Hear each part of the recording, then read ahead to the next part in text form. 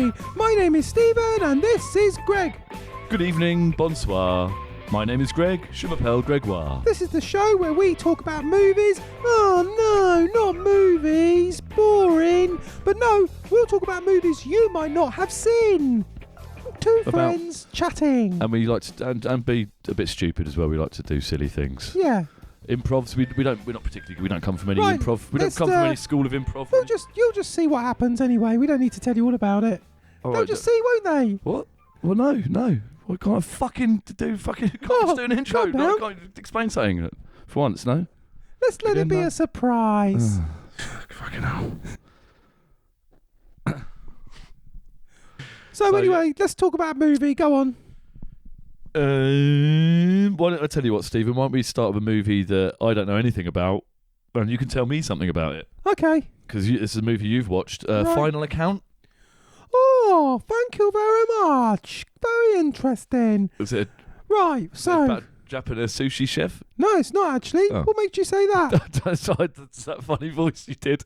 I don't know. I thought it was meant to be... I mean, it might have not been Japanese. It could have been possibly Chinese, but well... Yeah, I just thought it seemed like a broad Asian stereotype accent. Sorry. Yeah, never mind. Well, because... It wasn't at all. It's probably just like a normal voice. It's probably your normal voice, and I just heard it weirdly.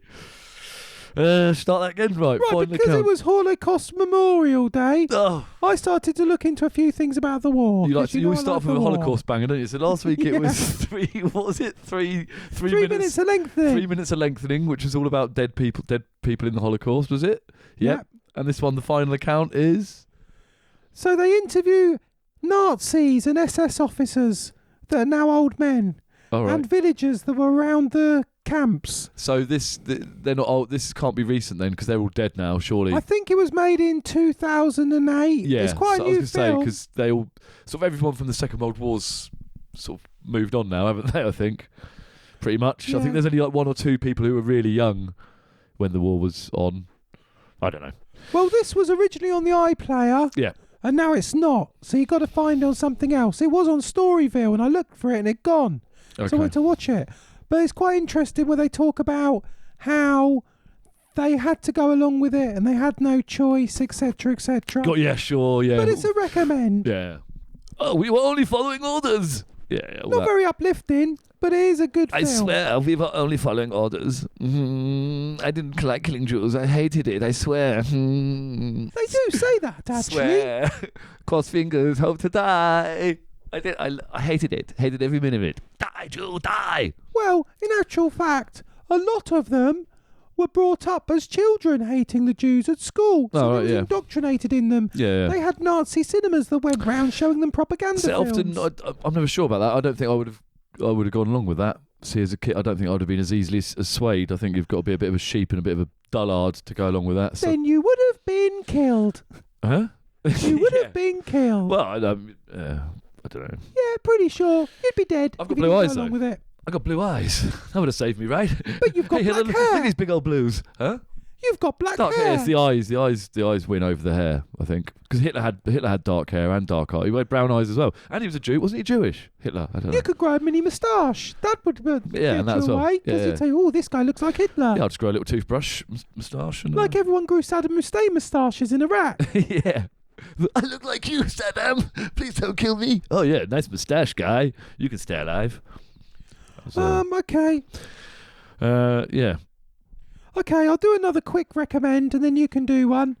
So anyway, I'll give you a quick one on this book and you can put a picture up, of course. Yeah. It's called The Escape Artist by Jonathan Friedland. And it's about a 19-year-old who was the only chap to ever escape from Auschwitz. And he was the one that told everybody what was happening in Auschwitz because he escaped and then wrote it all down. Some ladies escaped then, did they? You said he was the only chap to escape. Oh, no, I don't think ladies escaped. I think he's the only person to escape. It's the only person, yeah, sorry. But that's a very good book, The Escape Artist. Oh, that sounds good, yeah. So there's my 2 recommendations. Was that it? That's your only recommendations for the week? I've got loads more probably on your list there, but I don't want to do them all at once. I like to leave them like treats all the way through to keep people watching. Little nugs, yeah. Because I bet not many people knew about those 2 things. No. Oh, you probably did. Yeah. So they're my 2. What's yours? Vesper is a dark dystopian sci-fi. It's called Vesper. The main character is called Vesper, who's played by Raffaella Chapman. Everything on Earth's been wiped out, like all plants. Everything biological has been wiped out pretty much. Most humans, but all plants and all animals. So there's no animals, so people don't know what animals are anymore. So everyone's living. Everyone who can afford it is living in these citadels. Spoiler alert: you don't get to see inside the citadel, but you do see the outside of them. So they're just there looming out of the fog, you know what I mean, in the background. You can see they're just huge, these huge structures, and then around them there'll just be these desolate fields and then a bit of wasteland and a bit of forest or whatever, which is where everyone else sort of hangs out and lives. But then you've got all the people sort of who live in the wasteland who are poor, trading stuff like blood. So like Eddie Marston's character is quite an interesting character, because he's sort of like, he's kind of caring in a way because he's looking after his kids, but he's also really fucking sinister, because if a kid crosses him, he'll send him out to die and whatever. So he's a bit like Fagin. He's like a Fagin type character, and he's basically harvesting these kids' blood. So he's got all these kids, but then he's using them to take their blood and then sell it to the Citadel and all this shit. So it's quite interesting, all that stuff. And then the main character Vesper, she does biohacking, and she's trying to create new life basically, and she's created all these little new organisms, new creatures that haven't actually been seen. So that's all quite interesting. The CGI is really good with them. All these colourful, weird, new alien type creatures. So that's quite cool. So some real good sci-fi stuff in there. If you like sci-fi, you'll enjoy it. It's just some of the drama. I said some of the scenes between the two girls were a bit weird. I don't want to explain too much about that, but you'll agree if you watch it, you'll go like, oh, that scene could have been a bit shorter, or that seemed a bit drama schoolish. It's one of those grim worlds where everything's dirty. It's funny in all these dystopian things. Like, I get it. It's a bad world. Everything it's a bit shit outside. There's not much. You can't buy stuff like you used to be able to buy. But surely you'd have ways of cleaning stuff. Like they've got alcohol compounds and stuff. Alcohol cleans stuff. Why is everything so fucking dirty? And paints. They surely must be able to have paint. Make paint. Just paint your fucking, your kitchen or whatever. Paint your cupboard doors. But everything's all grimy and. It's like, we live in like Fungus the Bogeyman. They all live in like Fungus the Bogeyman houses and have grubby faces, like have a bit of dirt on their face. It's like, it's dirty times. But I kind of like, I like that. So I liked it. It was good. I thought the story was okay. The end, quite a satisfying ending, I suppose. As far as I know, at the time of recording, it only had 5.9 on IMDb. Which is all right. That's still, 6-ish. That's still about the 3-star mark. But 90% on Rotten Tomatoes. So I'd have to probably go with the Rotten Tomatoes score on this one. I'd say more. It's more Rotten Tomatoes. I wouldn't say 90%. I'd say 80%. So I'd say it's a 4-star. Maybe, right. Yeah. Good stuff. Good solid sci-fi. Good solid sci-fi stuff. And a good solid review. Yeah. Was it? We're getting there. Maybe. Yeah. But I didn't. Well, no, I was going to do the other one as well. I was going to say about Junkie, but then no, I shouldn't really, should I? Because we're not going to have enough time, are we? Or are we? Well, no. It's your. Let me talk about something. It's your turn. It's your turn. I want to talk about something completely different. Right, something different to films. Yeah. Well, there's our first couple of movie recommendations for you. So I hope you like those. So now I'm going to ask you a couple of questions. Unless you've got any questions for me, Greg. No, no. Right, okay. What do you get if you cross Roland Rat with Prince Charles? Rishi Sunak? Correct. You get Rishi Sunak. It does look quite Roland Rattish and Prince Charlesy. It's a good joke. That's what you get. Right, so let's talk about this new film coming out. So it's not out yet, but I've seen it advertised all over the place. Yeah. And it looks so good. It's called The Money Super 7. What? The Money Super 7? Money Super 7 with Judi Dench. Yeah, the Judi Dench, yeah. I've seen that. And Moneypenny. And the lady that plays Moneypenny, is it? Yeah. I think, yeah. What do you think of that one? That looks great. It looks good. It's good cast. Good Stellar cast. Loads of new cast. Pedigree. New people in it as well. Good pedigree in the cast. Saving money as well, because a lot of people want to save money at the moment. Yep. So that's one to look out for. Yeah. Looks like a summer blockbuster. It looks pretty big. I can't see any films bigger than that this summer or this winter. Not many men in this it, Easter. though. No, there isn't. You're right. It's a bit. Maybe the villain will be a British man. They've taken girl power. Yeah, I assume the villain's a man. Yeah. Boo to the patriarchy. Woo up with Judi Dench's adverts and Miss Moneypenny. What would really happen if the Joker fell into acid? It melts away like any normal fucking human being. What? So he wouldn't become the Joker? It just turned into a puddle. It just turned into slops. Into slops, yeah. Batman versus Slops. He wouldn't be having an open casket. Let's put it that way. They just have an open jar. You'd have a little jar going up. This is him, swilling around like a lava lamp. That'd be quite a good way to yeah, actually, when I die, don't burn me. Put me in acid and have me swill around like a lava lamp. Turn me into a lava lamp. So I'm just going blub, blub, blub, blub, blub. So my slops are going blub, blub, blub, blub, blub. Sloppy. My Joker slops going blub, blub, blub in a lava lamp. Sounds good to me. Yeah, so like I've had a tough week this week. Oh, yeah, yeah. So I decided... talk about my tooth. I will talk about it in a minute. I decided to follow Jesus. But life is still tough.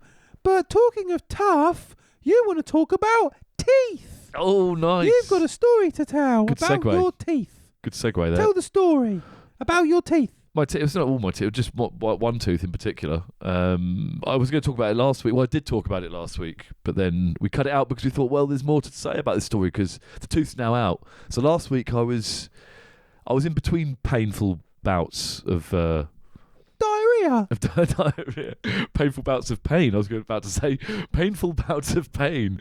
Yeah, I mean, pain's a weird one, isn't it? Because pain can come and go, and with certain pain, you sort of have to sort of get used to it, don't it? You sort of initially it's like, oh, that's a really bad pain. Then you're like, well, it's constantly bad. So is it as bad as it was before? Because now I'm used to it. I don't know. There's levels to pain, isn't there? I guess. But yeah, so I had a cracked tooth.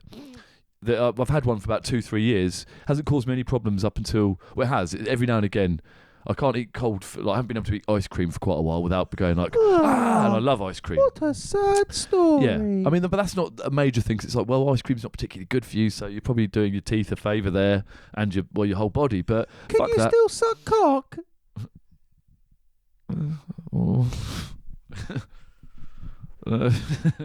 I mean, yeah, probably, but yeah, I mean, no, it depends how bad the pain is. Like, at one point, not that I tried, Stephen, no, but I don't know. So I don't know. Do you want to keep going down this route, or do you want to? Because last time we did this, I had to cut it out.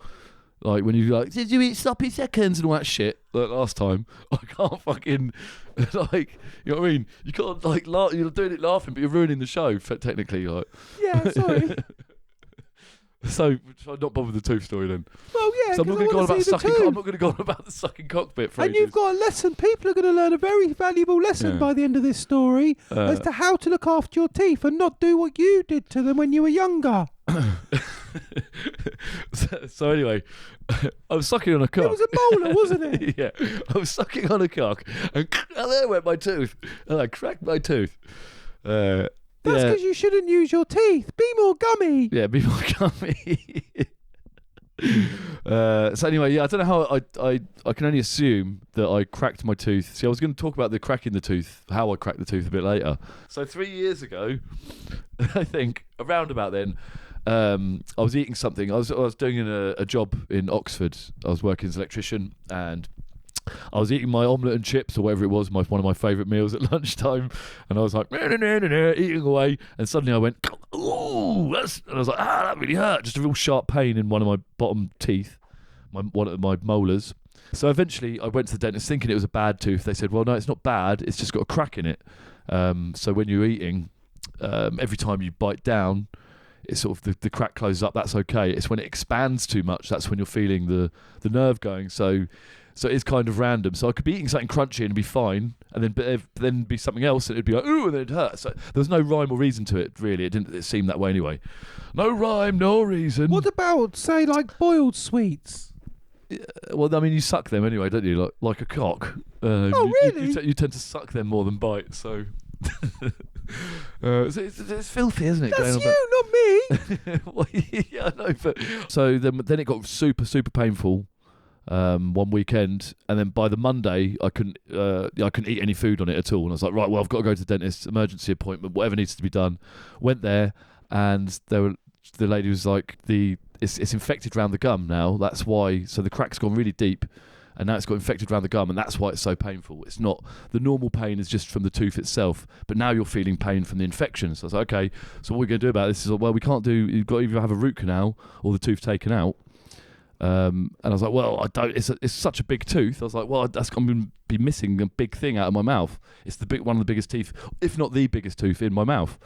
So I was like, well, I want to avoid that. I want to have a root canal then, I guess, if possible. So she said, well, you can go away and decide whether you have a root canal or have the tooth taken out. The problem is when you've got pain in your mouth like that, it stops you from eating. But then you have to deal with, and then so you're losing weight and stuff like that, and you feel unhealthy, you feel weak, feel tired. But then you're hungry all the time as well. So you've got the pain from hunger, and then the pain from your mouth. But overall, the hunger pain's not as bad as the pain in your mouth. So you sort of just end up not eating as much. And so it was an ordeal. So I had the antibiotics. But then the following Monday, they'd sort of worn off, and then the sort of infection was sort of starting to come back again. And I was in a world of pain again. But anyway, I eventually got the tooth taken out last Wednesday by the NHS. Thank you, NHS, for doing that, because I got it done for free. And now I'm okay. But now I'm just missing this big fucking tooth in my mouth. But it's down there. I mean, you can't see it, so it's not. It just feels weird not having it there. But why didn't you have a root canal? The tooth was too fucked, so there's a crack right the way through it. So if they drilled into it, it would just gone boop and split in two, and I'd been fucked. Next question. Yeah. Tell the people why that happened.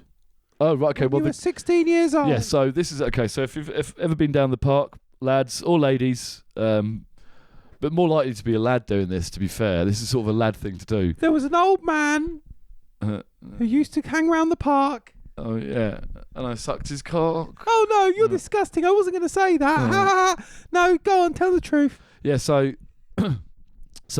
lads or ladies. I mean, he might be a lady showing off to another lady or a fella. But if you're down the park, it's usually down the park this is going to happen, and you're all drinking bottles of beer.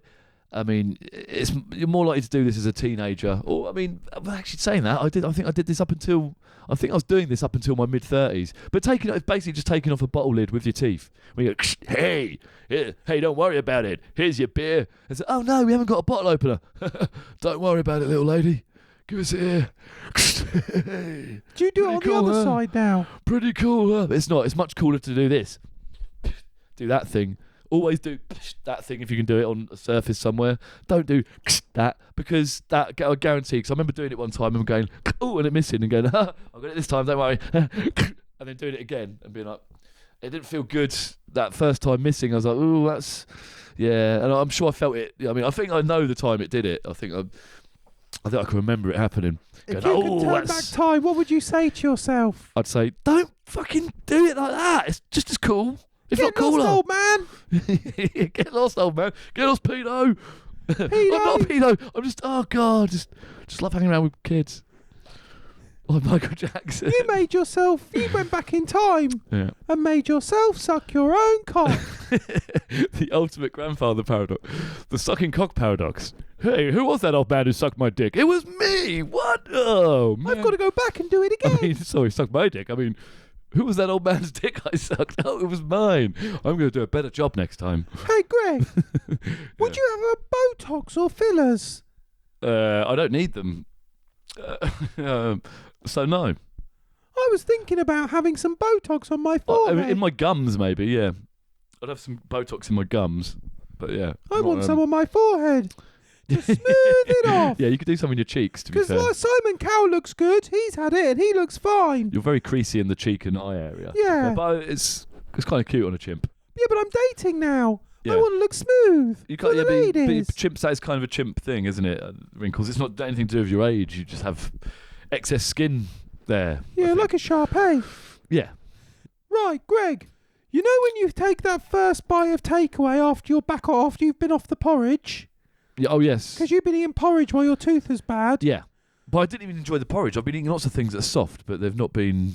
they've not actually worked. I've still, when it was really painful, when the infection was at its worst, it was hard just to go, just putting anything near my mouth. And the worst, it was funny when I went to the dentist, because usually I'm scared of the injections. You know, you get the needles in your mouth. I think that's what most people hate about going to the dentist. I was actually relishing it. I was like, I'm actually looking forward to that needle going in, because it's going to numb the pain in my mouth, and it's going to be nothing compared to the pain that I've been... Was it a thick skin needle? Oh, here we go. You're kind of obsessed, aren't you, with yeah, sorry. with fellatio? I mean, I'm very childish. If you want to get a blowy, or if you want to give someone a blowy, Steve, I can arrange that. I mean, not you or me. I mean, thanks, G-Dog. Why do you give me? You haven't got any teeth. You're a great friend. You could give me a nice gummer if you want. After this, I will do. I'm going straight down there.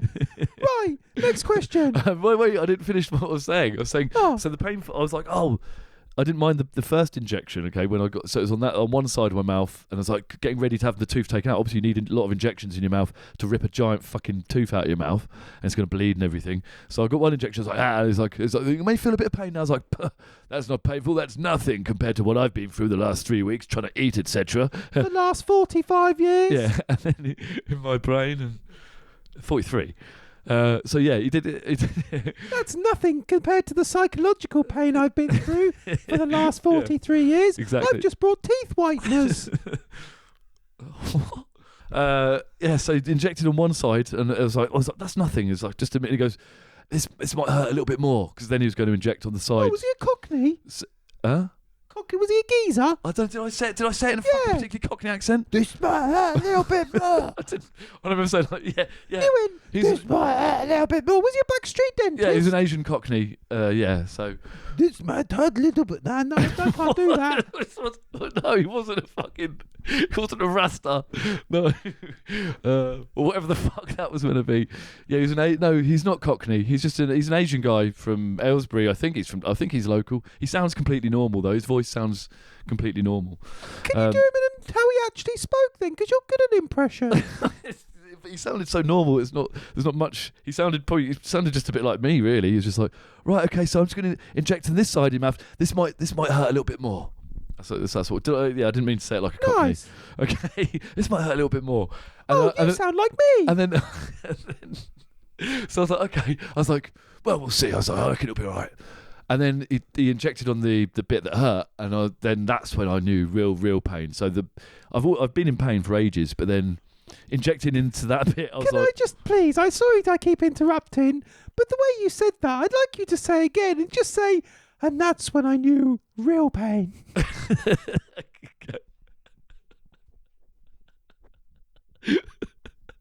Wait, in the soundproof, right?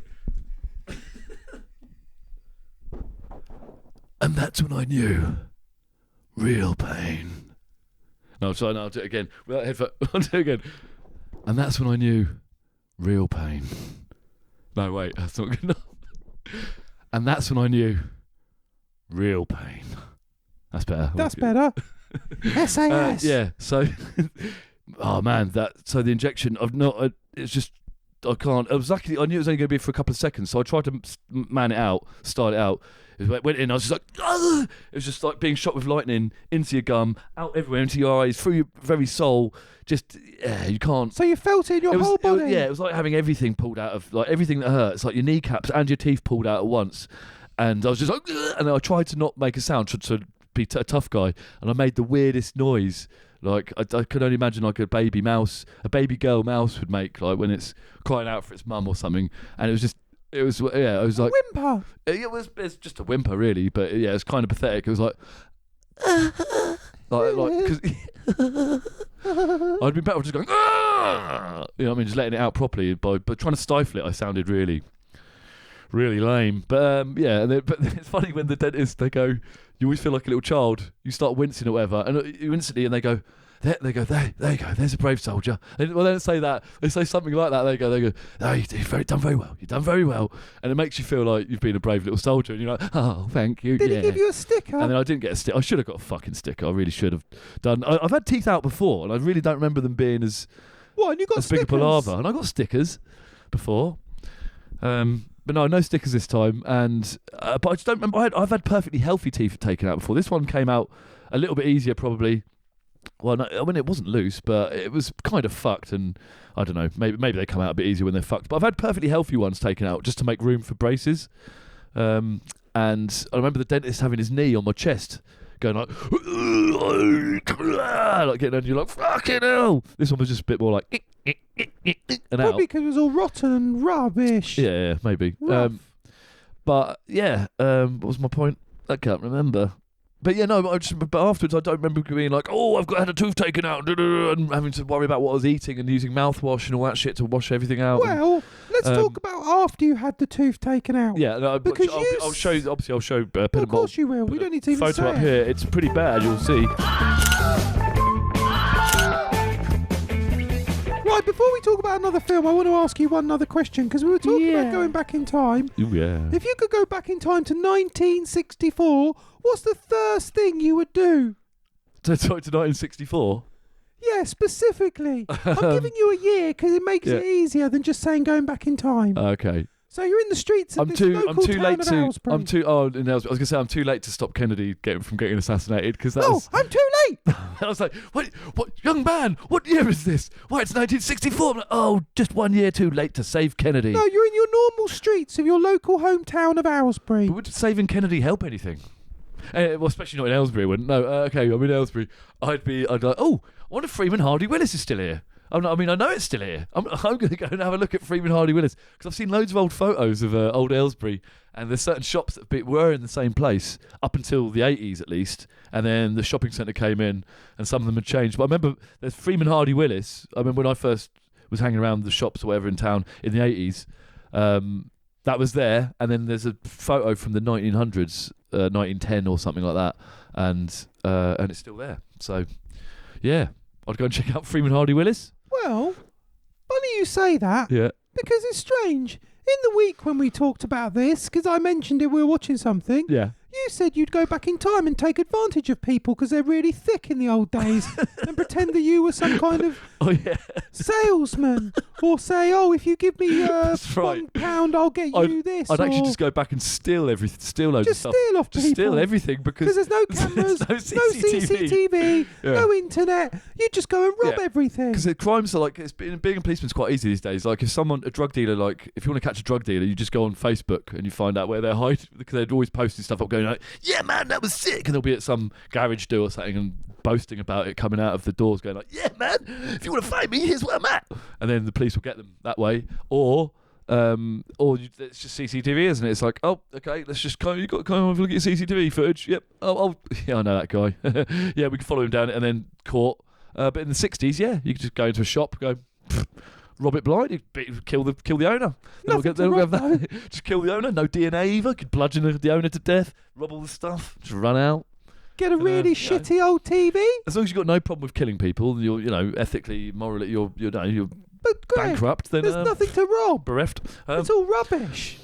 But then nothing. Then we talked this through, didn't we? And it's like, well, then there's nothing actually worth stealing. So it's a moot point, really. Yeah, sure you can steal stuff. Sure you won't get caught. But do you want to keep the stuff? You just end up burning loads of stuff, stealing it for beating people up, stealing their stuff, and then burning all their stuff. It's the most senseless. It's just like pure evil. Pure evil. I'm an evil guy. Hey, guess what? I was thinking what we should do is a true crime podcast. Oh, yeah, it's not too late. Stevens, true crime podcast. Well, the Penny Lane murders. Well, if we haven't got more than 100 viewers in 3 months, Stephen, then I think we may have to do that. In 1982, there was an unsolved murder in Penny Lane, Manchester. Tonight, Stephen and Greg try and solve the murder. Stephen is the man off that show who actually knows a bit about murder. Is it Stephen and Greg or Greg and Stephen? And Greg is like Amelia Fox and just stares at the wall. Oh, I can do that. And doesn't know anything about murders. Oh, really? That's not nice. No. Right, I want to talk about something else I watched, and you didn't see all because you fell asleep and I watched the rest of it.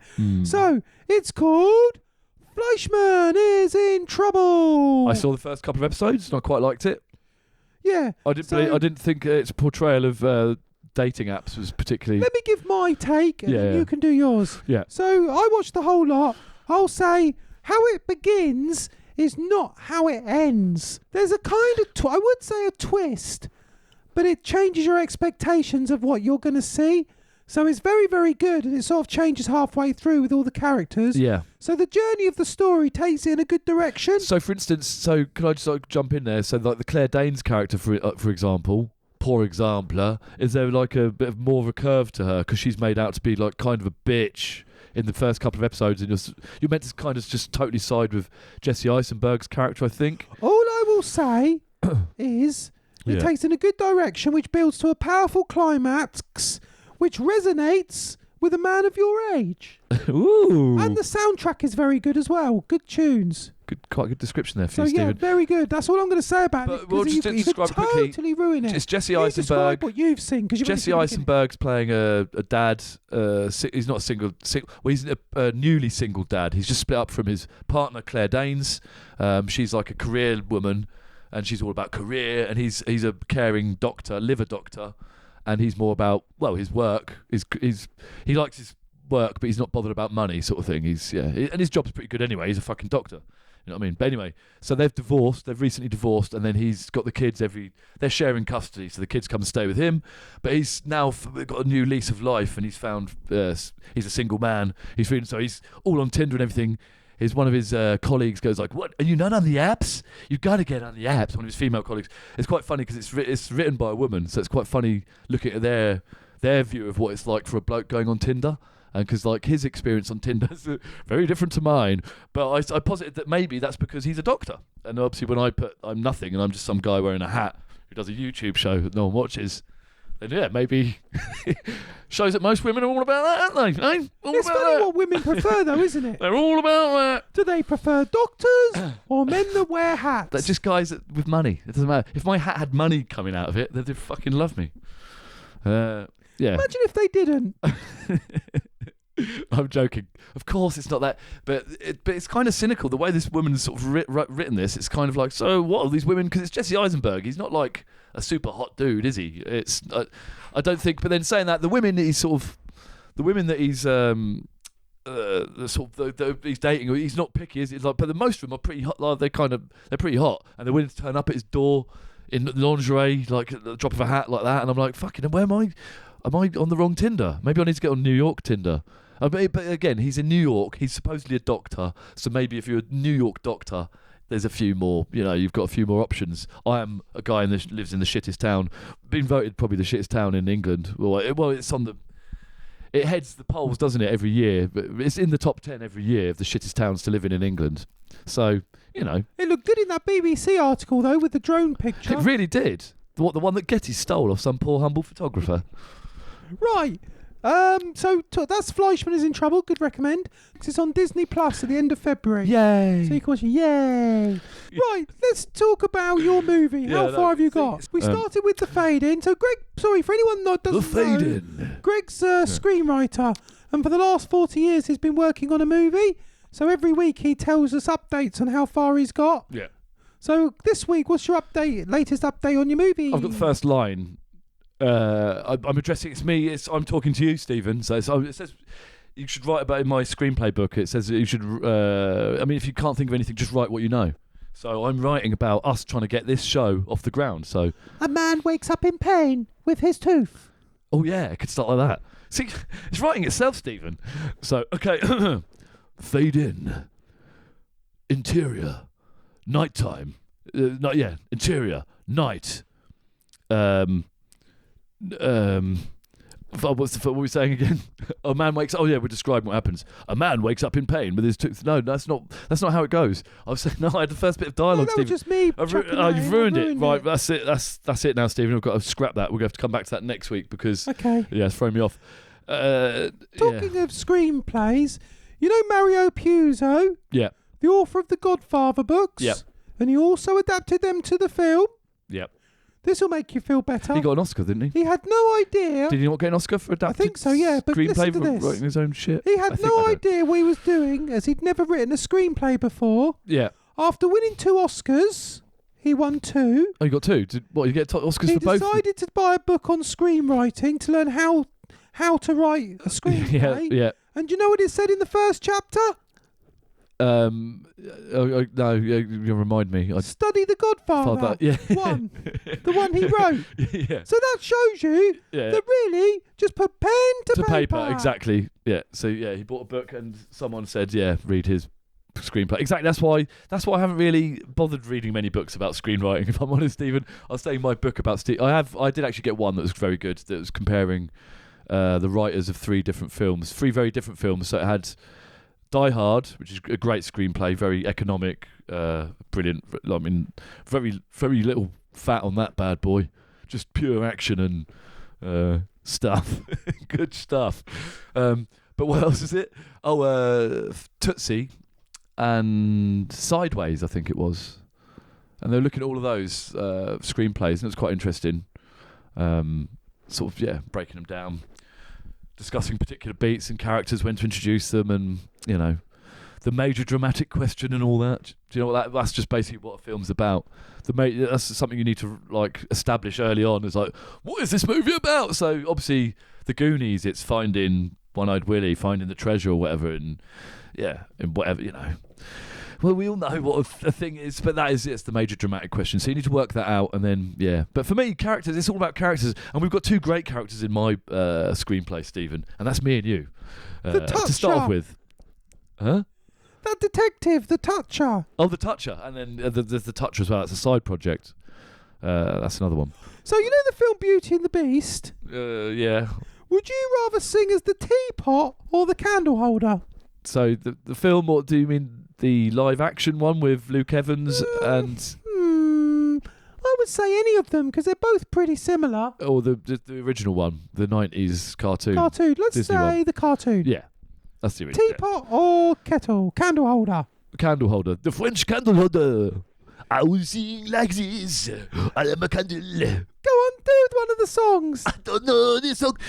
Why don't you kiss him, you fool? He looks like a dog or some other animal, but he really loves you, and he's really a handsome prince. Dance with me, Oh, is that it? and soon you will see. Dance with me. No, it's not. And enter a world of your imagination. That's a different We film, really isn't need to watch that film again. it? We do, don't we? I've got one more question to ask you before you look up another movie. Yeah. If you got a job nursing Chris de Burgh, would you take it? Yeah. Yes, I Meaning would. you have to take him to the toilet and talk to him. I'd sit next to him the whole time going, little man in a bed is lying next to me, not making any noise. Cheek to cheek. Little man in a bed. Oh. He soiled himself. Cheek to cheek. Cheek to cheek. Right, give us another film then. Okay. Oh, we got Stratagem. We watched Stratagem, didn't we? Alan Partridge. Not much to say about that. If you're an Alan Partridge fan, then watch it. It's funny. He's got a lot of energy. It's on Amazon Prime. He does pretty well on the live show. There's lots of prancing around, and he doesn't miss a beat, does he? I didn't see any mistakes. I mean, obviously it's been edited a bit, but it's a pretty good live show. I thought it was really clever. Yeah. And he does it like a self-help guru, like a confidence building So that's thing. what I was meant to be saying. And it's really good. Not saying on and it's really funny, like all the people he brings on stage. Yeah. It'd be good to see it live because at the end he does a medley of 80s power ballads. Yeah. But they couldn't show it on Amazon, and he says because of the copyright for all the songs, apparently. Yeah. But yeah, it was really, really good. Yeah. So Stratagem, and I didn't even know about that until you told me. No, that's right. It cropped up on Prime, and I thought, because you don't check the mainline services as often, do you? You tend to check all the weird Hulus and Peacocks and all that shit. Yeah, because I watched another film. So Stratagem's done. There's not much to say about it. No, it's good. It's great. It's because if you thought that he couldn't take Partridge anywhere else, well, he has. Yeah. So this made me want to start drinking and become a really confident stand-up comedian. Oh, guess what it is? Ian Cognito. Ian Cognito. He's a well-known comedian on the circuit.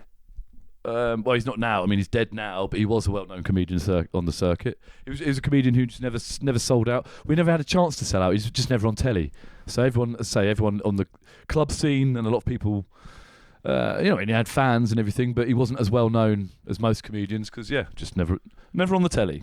So he started in the alternative circuit, Yeah. toured a lot, drunk a lot, was very aggressive with the audience, but very, very funny. Yeah. So he could never really make it big or get on telly, but that was part of his shtick, talking about how he couldn't get on telly. He's a bit like that guy who, at the Comedy Store, the American guy who's always on late night. I can't remember his fucking name. I'll have a look. Pedant Bot will find him. And he's not well known. He appears on like the Kill Tony and stuff like that, doesn't he? As an extra judge and stuff like that. And you're like, who's that guy? It's because they all know him from the circuit. They all know him from Comedy Store. But no one, unless you're into comedy and you watch that shit and know these people, you wouldn't know who the fuck he is. But yeah, he's kind of like that character. So he's respected within his own circles, but then not particularly that well respected or known outside with the general public. But he became famous when he actually died on stage in Big Time. Then he became a lot more famous. His heart filled. His heart filled with blood, and it's a certain type of heart attack. Yeah. And he just laid back on the stage, put his arms out, and everyone thought it was part of the joke, like Tommy Cooper. An aortic something or other. Yeah. So basically, aortic aneurysm. That's it. Aortic aneurysm, and so in fact one of the aortas just fills up with blood, and you sort of slowly just pass out. It's not painful. It's not like a grabbing your arm like heart attack. It's just and he just put his arms out like that, didn't he? Like the Messiah sort of thing, went and just died like that. Don't you do it? Not yet. No one will make a documentary about you or me. But then what happened was he stopped drinking a year before that. And then sort of turned his life around. Yeah. Okay, but there's quite an interesting fact there, though, because Tommy Cooper, Eric Morecambe, and Sid James and him now all died on stage. Yeah, so the only 3 people prior to him had ever done that. Yeah, it's quite interesting, that. But it depends how much time you spend on stage, really, doesn't it? That's true. Because if you do if you're doing an 8-hour show every day, you're like, because most jobs are 8-hour days, aren't they? It's like it's eat, play, sleep, whatever. Sorry, work, play, sleep. You've got 8 hours doing each, roughly, average, repeat, or whatever.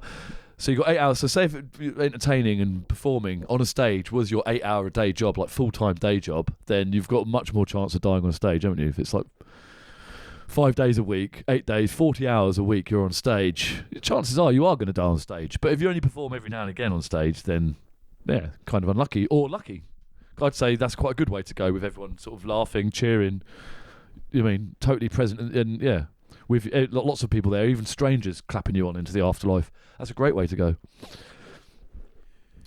Right, okay. Yeah. Right, any other film? With the series Poker Face. Let's talk about that. Yeah. Should we do that as the last one? It's quite good. And then the song. Yep, starring Natasha Lyonne. Ryan Johnson? But directed, produced. Yeah, she's produced, and is he directing it? You're missing the biggest thing. Has he directed it, all of it? Written and directed. Yeah, written and directed by Ryan Johnson. Yeah. The first one is anyway. So it's kind of like a formulaic detective series, but with a sort of modern twist where the detective's actually a poker ace. She's like a card counting poker ace. She can read people's faces when they're lying. No, that's it. She's not card counting. Sorry, she can tell whether they're lying or not. What the hell? That's why it's called Poker Face. It's like you just make stuff up when you don't know what actually is. Sorry, she was working as someone. She was earning money from playing cards. So obviously, she didn't count cards. Her thing is Poker Face, because she can tell if someone's using a poker face. She can tell if someone's lying, yes. Now my go.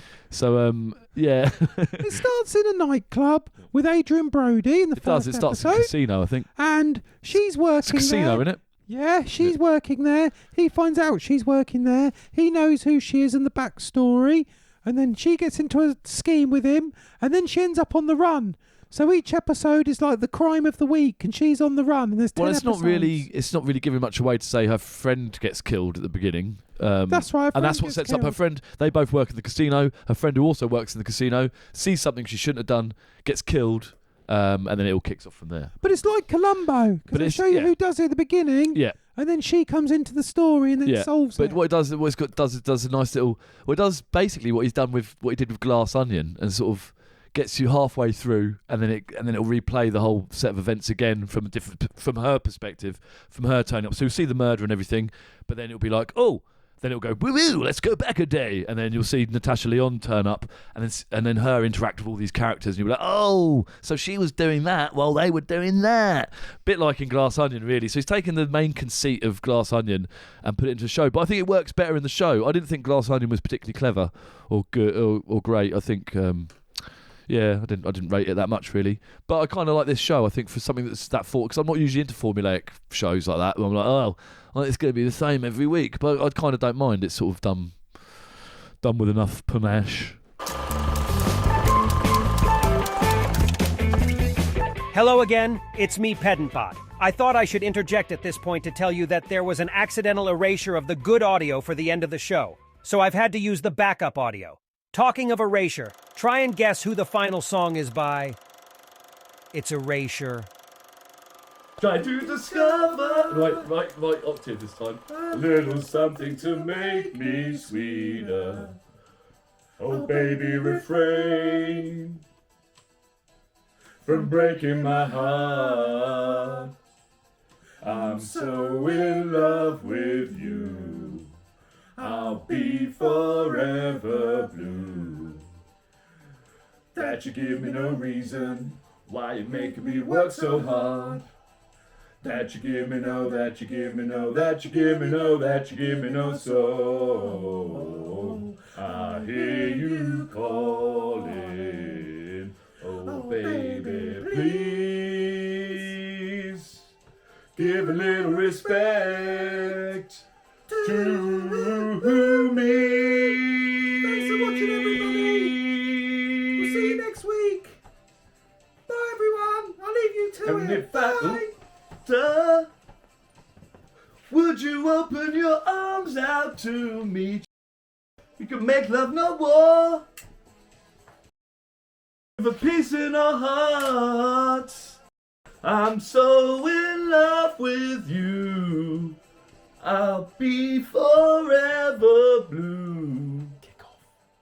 What religion of reason?